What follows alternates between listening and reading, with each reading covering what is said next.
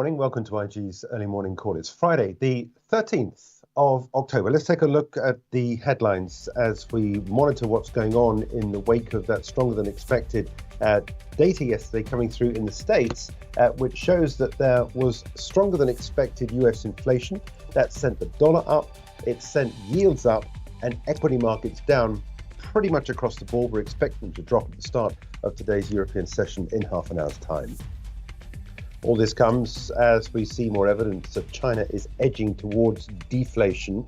There's concerns about softening pictures within a number of economic data points across China, and this is the latest one, which remains a real risk to the Chinese economy.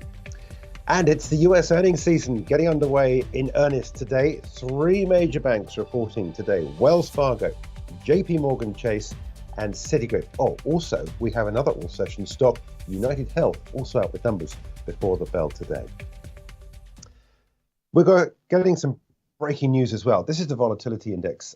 We are holding on to yesterday's gains. We're getting some breaking news coming through as well with regard Microsoft and Activision, which is good for the deal to go ahead. More on that in just a minute. I want to talk about this volatility number, though, because yesterday, intraday, we saw the lowest print at one point before the release of that CPI data. We've seen the lowest point since the 21st of September, so pretty much almost 4-week lows. And then came the rebound as we saw markets react to that CPI data, then a really big spike up.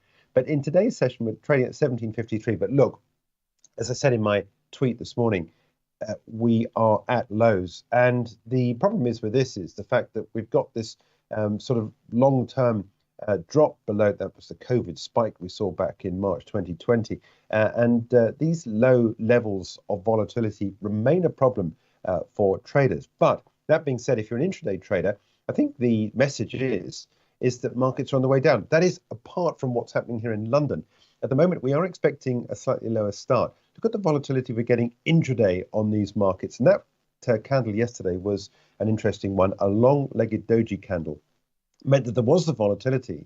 It also meant, of course, that people, unless you weren't on the ball, you're quickly getting stopped out on an intraday trade. Yesterday, we're above the 200-day moving average. We closed below it, and that's where we remain at the moment at 76.37, which is where we closed at the 24-hour markets yesterday. The German DAX, I think, if anything, slightly worse off. The reason why London is holding up is because of the rise in oil prices. Again, we'll take a look at oil prices in just a few moments' time. Mineral prices do tend on the whole to support the London markets if they're on the way up. And that's where some of the upside activity has been. This is the DAX, yesterday on the way down, and today we've got a drop. In fact, I should say actually yesterday on the cash session, the London markets were the only market, I think, which was up. French CAC 40 yesterday on the way down, and we're building on that today at 78 points above the 7,000 level for the French CAC 40. Let's take a look at what's happening across the Asia-Pacific markets in the session in today's trade. Losses across the board, which mirrors what we saw on Wall Street last night and mirrors over much of what we've got in the 24-hour markets at the moment across the European markets, that is, except London. Nikkei, Hang Seng, S&P ASX 200. The Hang Seng down by a larger margin, mainly because of the economic data out coming through in China, which I'll cover in just a few moments' time.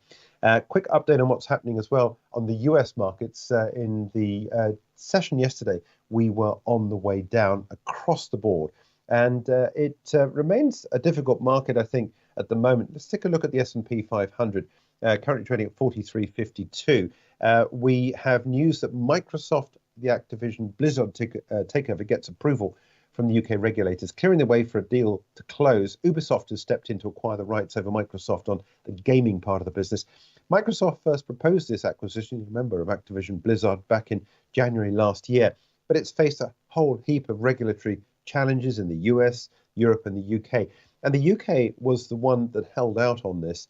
And the Competition Markets Authority here in the UK has got a successful deal now where Microsoft has done a deal with Ubisoft taking the rights over Microsoft on the gaming part of the business. Regulators were concerned that the takeover would reduce competition in the gaming market, in particular around the nascent area of cloud gaming. So I think Microsoft could be a mover on the session in today's trade. Let me just bring up this stock. This is breaking news, and Microsoft, all sessions last night, closed out at $331.40. Could well get a move this morning at 9 o'clock. Where it goes, not entirely sure. It is good news in the long term for Microsoft, but at the same time, a deal like this comes with risks. and but some of those risks have been leveled out because of the Ubisoft inclusion. We'll get some more details on this, and this will certainly be one of the stocks we'll be covering in the US morning call. Beat the street at 1:30 today with Angeline Ong. Let me just stay with the US markets. Just want to update you on what's happening with other markets around. Big, relatively hefty declines yesterday for the Dows we've just seen, and holding on to those at 33,663 on the 24-hour markets. And of course, all this thing on the charts, all this, of course, around what happened yesterday with that CPI number, US dollar holding on pretty much to almost all the gains that we saw yesterday. That rise in the dollar coming as a result of a slightly stronger than expected consumer price index, suggesting that the Fed will keep its foot on the pedal, at least for the main part of the rest of the year. Many now saying in November it's almost a done deal that the Fed will raise interest rates another quarter point. It's a question of where it goes then on from there. China remains a threat of deflation. Consumer prices were flat in September, while China factory gate prices saw annual declines slowing down for a third month, pointing at the uneven post-COVID recovery that still may require further policy support. These are the numbers. Consumer price index coming below the median estimate for a 0.2% decline. An increase. It inched up 0.1% in August for the first year-on-year increase in 3 months. Core inflation, excluding energy and food prices, however, climbing 0.8% in September from this time last year, the Bureau said in a separate statement. This rate of increase was similar to the one recorded in August. The producer price index fell for 12th straight month by 2.5% from this time last year. Economists had predicted a 2.4% drop from September. While signs are emerging that the Chinese economy is stabilizing, this latest data indicates inflationary pressures still remain a risk. There was some other data out as well at the same time. Trade data. Chinese exports and imports shrank at a slower rate for a second month in September. Outbound shipments in September declining 6.2% from this time last year, following a drop of 8.8% in August and beating economists' forecast for a 7.6% drop. Imports also falling by 6.2%, less than the 7.3% decline recorded in the previous month. That resulted in a broader trade surplus of $77.7 billion in the month of September. Where do we go for a look at what's happening? Let's take a look, first of all, at what's going on with the Chinese yuan. Today, actually, the US dollar is down against the yuan, but you can see we've been trading in this tight band between 726.80 and 737.80, which was the highs that we saw all the way back in October last year. But it is this tight band we've been trading in. And the other area of the market is what's happening in the Hong Kong markets, because the Hong Kong Stock Exchange is where some of the other activity has been, with the big declines today that we've seen. But you can see, relatively speaking, the smaller candle than we saw yesterday, but the Hang Seng Stock Index under pressure in today's session. Take a look at what else is happening today. 10 o'clock this morning, we get Eurozone industrial production. It's poised to fall by 3.5%, according to economists, in the month of September, year on year. So that's worth watching. And in the US, at 3 o'clock this afternoon, we get Michigan data out for consumer sentiment. It's expected to decline for a third straight month to 67.2 after 68.1 in the prior month.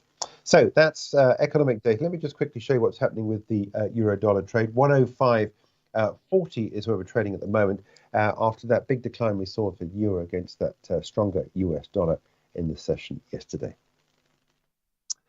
Now let's take a look at what many had been waiting for this week. Now we've got the CPI data out of the way. It's all about US earnings for the third quarter. The official start of the earnings season for the latest quarter comes today with three major banks. The picture has changed in the last 3 months.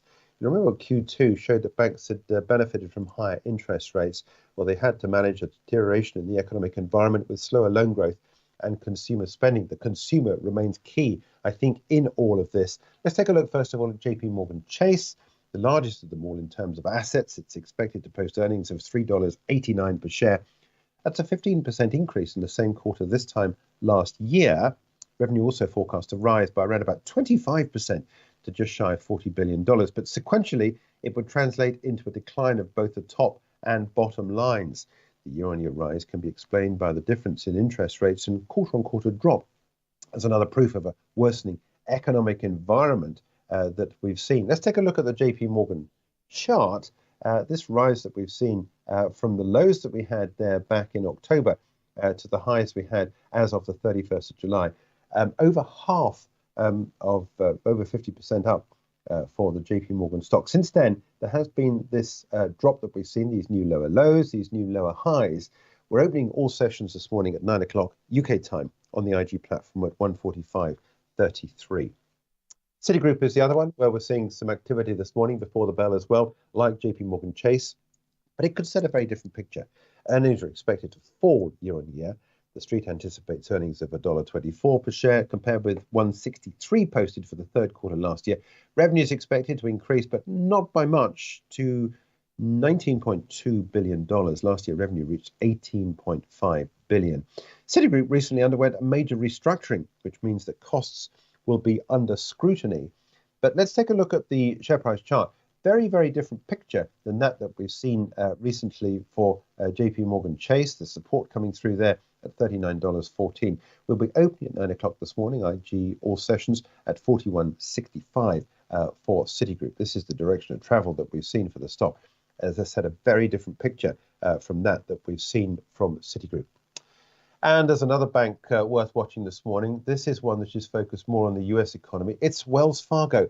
EPS forecast there at $1.24. Revenues at $20.11 billion. Both top and bottom line are higher than the same quarter this time last year. As the biggest mortgage lender in the States, Wells Fargo is more than exposed to consumer patterns than any other bank in the States, or those that are outward facing at least. Investors are therefore keen to read how the bank envisages the coming months.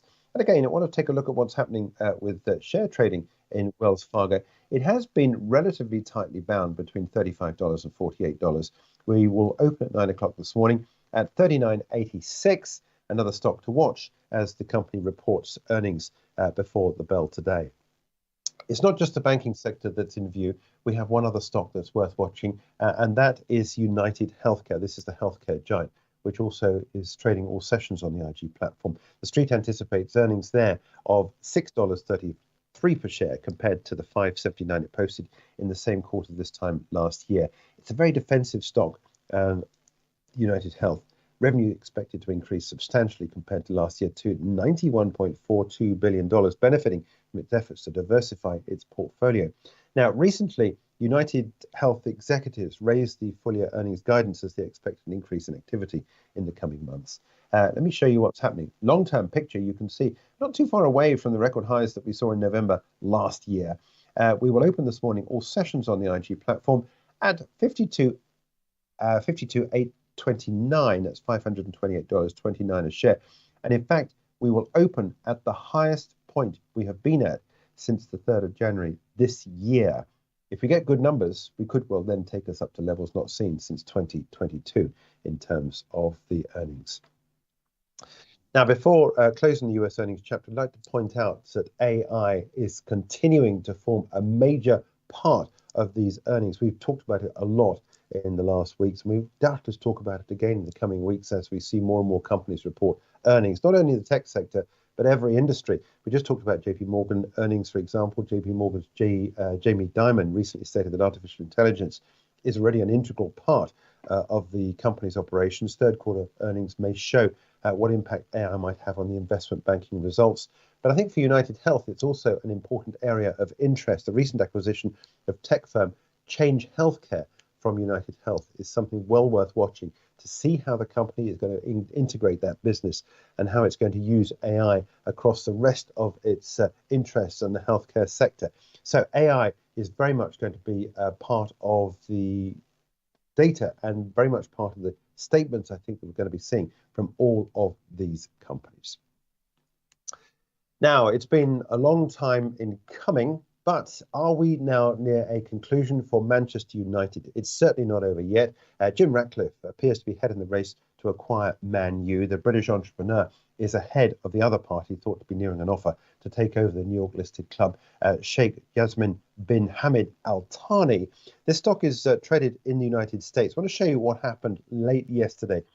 We saw some volatility, expecting some sort of developments. Both Ratcliffe and Sheikh Yasmin have submitted multiple bids for United since the club owners Glazer family announced they were seeking strategic alternatives last November. The process has gone quiet over the last few months, though, after a decline for final bids passed. You can see the early indications where we saw bids coming through in November last year. As I said, it's a long time in coming, and the market's got a little bit sort of fed up with the whole thing. And I think some people thought the Glazers just weren't serious in doing anything about it. But it certainly appears now possibly that we could well end up with some sort of offer coming through. Some reports suggest that Ratcliffe could acquire an initial 25% of the club in a deal which would value United at around $6.1 billion, £5.1 billion. The sale of the minority stake is favoured by the Glazers, who would remain in charge with such a deal. But would Jim Ratcliffe be happy with that? I think it's a question of watching this space and certainly watching the stock at the start when Wall Street gets underway later on. Now, let's take a look at what's happening in oil. Yesterday afternoon, the EIA data confirmed a large increase in crude stockpiles announced by the API late on Tuesday evening. I want to show you what's going on with the numbers themselves. Crude oil stocks rose by 10.2 million barrels last week. Remember, the API said 12 million barrels. Gasoline stocks, though, fell. Distillate stocks also fell by a margin of 1.8 million barrels. Let's take a look at the price chart. We have seen actually second day in a row of gains that we've seen there, bouncing off the 76.4% retracement, the support line at $81.51. This is US crude. So interest on the upside at the moment. It is only a small move. Now oil investors await the Baker Hughes rig count. Seen out last Friday, rig count fell further to 619. The number of oil rigs in operations fell by 5 to 497, a new 19-month low. Just want to return to one other chart, follow up on what's been happening with the price of gold. We are up today, and in fact, the wobble we saw yesterday was all down to that stronger dollar, and then what's happening with the yields. But we've got a return to some sort of upside performance of 18.70 for a gold bug. Check your portfolio this morning to see whether or not any of those stocks that have benefited recently from that recent move up for the price of gold, they should, in theory, be continuing to accrue extra value. We'll have to see how far this little mini rally goes. We've got some headwinds just above where we are at 1884, the line of which I had drawn on here already because of the drop we had down to that August low at that level. So that is the line of target from where we are at 1877. 1884 is the price target to get a candle close beyond there, and then potentially we're on the way up to the 1950 level for gold. That's it. We're about 14 minutes away, I suppose, or so from the start of today's European session. Still looking for losses across the European markets. London could well be holding up. We'll have to see how things develop. No real stocks to watch for at the start of today's trade, but that breaking news with Microsoft and Activision now looking as though they can go over the finish line with the deal with Ubisoft in amongst the interested parties on that taking over the gaming rights, which saw it over the line so far as the UK Competition Markets Authorities were concerned. We're back at 10:30. We're charting the markets.